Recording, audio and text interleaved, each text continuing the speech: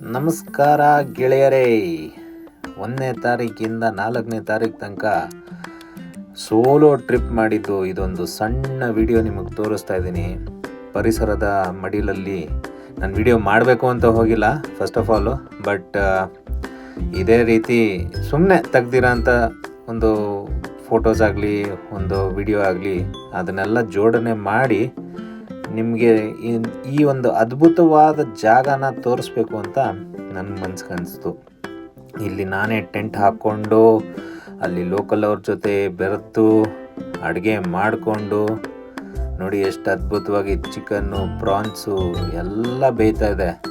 ಇದನ್ನೆಲ್ಲ ತಿಂದು ತೇಗಿ ಪರಿಸರದ ಮಡಿಲಲ್ಲಿ ಓಡಾಡಿ ನದಿನಲ್ಲಿ ಸ್ನಾನ ಮಾಡಿ, ಆಹಾ, ಈ ಸ್ವರ್ಗ ನಿಮಗೆ ಕೋಟಿ ಕೊಟ್ಟರೂ ಸಿಗಲ್ಲ ಗುರು, ನಿಜ ಹೇಳ್ತಾ ಇದ್ದೀನಿ. ಅಷ್ಟು ಮನಸ್ಸಿಗೆ ಶಾಂತಿ ಸಿಕ್ತು ಅಲ್ಲಿ. ಅಷ್ಟು ನಾನು ಒಂಥರ ಅಜ್ಞಾತವಾಸಿ ಆಗೋಗಿದ್ದೆ.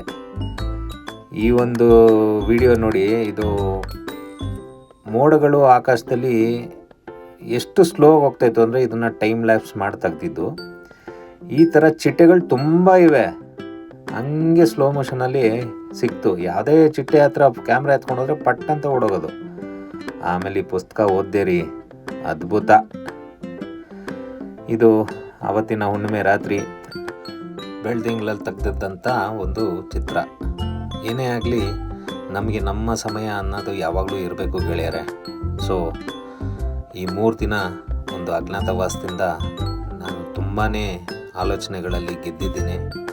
ಇನ್ನು ಮುಂದಕ್ಕೆ ಪಯಣ ಹೀಗೆ ಸಾಗಲಿ ಅಂತ ದೇವ್ರ ಹತ್ರ ಬೇಡ್ತೇನೆ.